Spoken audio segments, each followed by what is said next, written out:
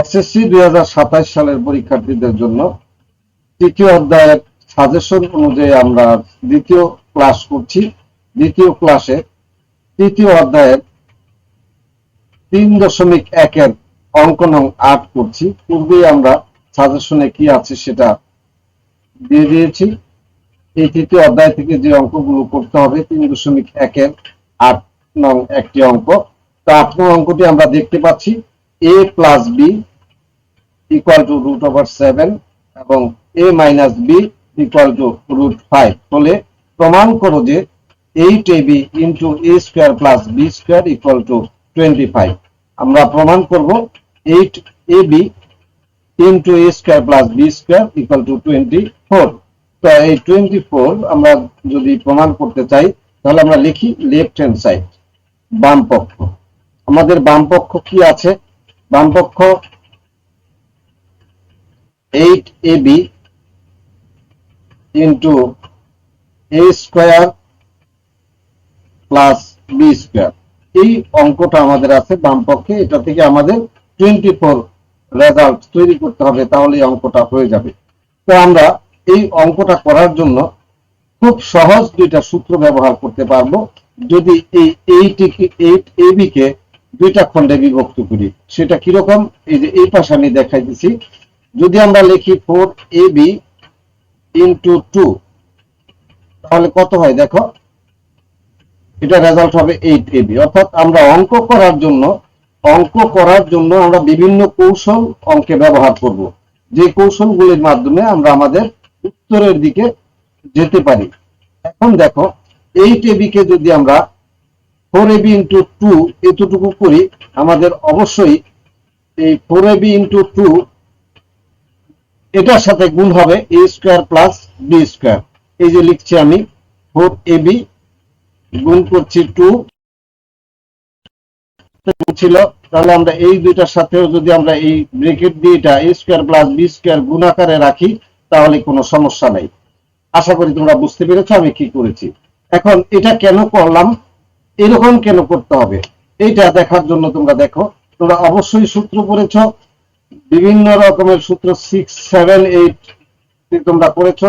এই দুইটা সূত্র তোমাদের বইতেও আছে। দেখো এখানে 2a, দেখো 2a square plus b square, দুইটা সূত্র, একটা দেখো 2a square plus b square equal to a plus b whole square plus a minus b whole square। অর্থাৎ আমরা এই 2 সহ গুণাকৃতিতে a square plus b square সমান কি লিখতে পারি, a plus b whole square plus a minus b whole square। লিখলে কি সুবিধা, আমাদের দেখো আমাদের মান দেওয়া ছিল, কি মান দেওয়া ছিল, a plus b equal to √7, a minus b equal to √5। a plus b এর মানটাও দেওয়া আছে, a minus b এর মানটাও দেওয়া আছে। তাই আমরা যদি এই সূত্রটা ব্যবহার করি, 2 সহ a square plus b square, এই সূত্রটা ব্যবহার করি, তাহলে আমরা a plus b এর মানও বসাতে পারবো, a minus b এর মানও বসাতে পারবো, এই অংশটুকু। আশা করি তোমরা বুঝতে পেরেছো। এবার প্রথমে যে 4ab আছে, দেখো এর নিচে আরেকটি সূত্র আমরা দেখতে পাচ্ছি, 4ab ইকুয়াল টু কি, a plus b whole square minus a minus b whole square। এই সূত্রটার মাধ্যমে আমরা এই 4ab কে এইভাবে লিখতে পারি। তাহলে 4ab কে আমরা যদি লিখি, দেখো এখন অঙ্কটা করছি, 4ab কে যদি লিখি a plus b whole square minus a minus b whole square, এটা কি লিখলাম, এই 4ab এর মানটা, এটার সাথে গুণ। এখন আমরা গুণ বুঝাইতে গেলেই আমরা সবসময় ব্র্যাকেট ব্যবহার করব, মানে কি, গুণ বুঝাইতে গেলেই ব্র্যাকেট ব্যবহার করব। তাহলে আবার এই অংশটুকু 2 into a square plus b square, এই অংশটুকুর আরেকটা সূত্র কি, দেখো উপরে দেখা যাচ্ছে a plus b whole square minus a minus b whole square। তো a plus b whole square, a minus b whole square plus a minus b whole square যদি লিখি, এই যে এখানে লিখছি a plus b whole square plus a minus b whole square। দুইটা সূত্র কিন্তু কোনোই পার্থক্য নাই, প্রথমটা হলো মাইনাস মাঝখানে, পরবর্তীটা হলো প্লাস মাঝখানে, আর বাকি সব ঠিক আছে। এই দুইটা সূত্রের মাধ্যমে আমরা এই অঙ্কটা করব। এই জন্যই এই 4ab কে ভাঙানো হয়েছে, 8ab কে ভাঙানো হয়েছে 4ab ইন্টু 2, অর্থাৎ এইটা একটা সূত্র, এটা একটা সূত্র। আশা করি তোমরা বুঝতে পেরেছো। এখন আমরা মানটা বসিয়ে দেব। মানটা কোথায় পাবো? আমাদের অঙ্কটা ছিল কি দেখো, অঙ্কে ছিল a plus b equal to √7, a minus b equal to √5। এখন বসিয়ে দাও মানগুলো। মান বসাইতে তোমরা অবশ্যই জানো মান কিভাবে বসায়। যেখানে a প্লাস b আছে সেখানে আমরা বসাতে পারবো কি √7, এই √7 তার উপরে whole square, minus a minus b এর পরিবর্তে বসাইতে পারবো √5। এখন গুণ বোঝানোর জন্য আবার আমরা এই ব্র্যাকেটটা ব্যবহার করব।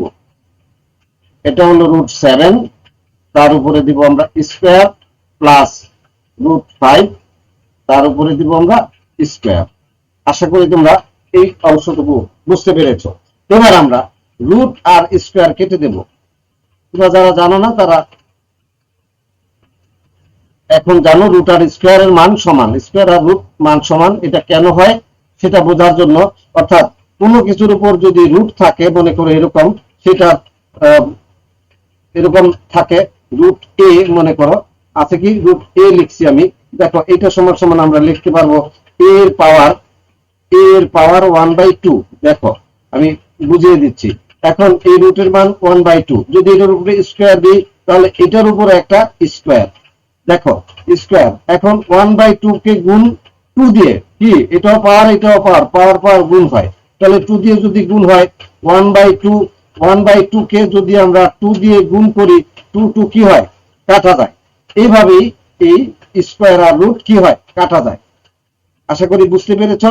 এই জন্য আমরা স্কয়ার রুট সবগুলো কেটে দিয়েছি। এখন এই √7 যদি রুট আর স্কয়ার কাটা যায় তাহলে থাকে কত 7 মাইনাস কত 5। তাহলে এটাতে আমরা এখন আর এই ফার্স্ট ব্র্যাকেট গুলি না ব্যবহার যদি করি, আচ্ছা সেকেন্ড ব্র্যাকেটে দিতে পারি, ফার্স্ট ব্র্যাকেট দিলেও সমস্যা নাই। এইটা স্কয়ার কাটা গেলে এখানে থাকবে 7 প্লাস 5। এখন দেখো 7 থেকে 5 যদি আমরা বিয়োগ করি থাকে 2। এখন একটা সংখ্যা হয়ে গেছে, এই জন্য আমরা গুণ চিহ্ন ব্যবহার করতে পারি। 7 এবং 5 যদি আমরা যোগ করি তাহলে হবে কত 12। আশা করি অঙ্কটা তোমরা দেখতে পাচ্ছ। রাইট হ্যান্ড সাইড কত লিখতে হবে? রাইট হ্যান্ড সাইড কত ছিল আমাদের? রাইট হ্যান্ড সাইড ছিল 24। এই যে দেখো এখানে রাইট হ্যান্ড সাইড আমাদের 24 আছে। তাহলে আমরা অঙ্কটা তো লেফট হ্যান্ড সাইডের সমান আমরা রাইট হ্যান্ড সাইড করে ফেলেছি। এবার আমরা কি লিখে দেব? এবার লিখবো equal to right hand side. এই কথাটাও তোমরা লিখতে পারো, অথবা রাইট হ্যান্ড সাইড যদি না লেখো লিখতে পারো right hand side equal to left hand side equal to right hand side. এটা যদি না লেখো তাহলে কি আমরা লিখতে পারি equal to right hand side, right hand side. এরপর আমরা অতএব দিব, দিয়ে লিখবো কি left hand side equal to right hand side. Side কি বলছে প্রমাণ করো, তাহলে লিখবো প্রুভড। বাংলায় লিখলে কি লিখবে সেটা আমি বলছি। লিখবা বাম পক্ষ সমান ডান পক্ষ, এরপরে ব্র্যাকেটে লিখবা প্রমাণিত। তো আজ এটাই আমাদের দ্বিতীয় ক্লাস 3.1 এর। পরবর্তী ক্লাসে আমরা আরেকটি অঙ্ক নিয়ে হাজির হব। আল্লাহ হাফেজ।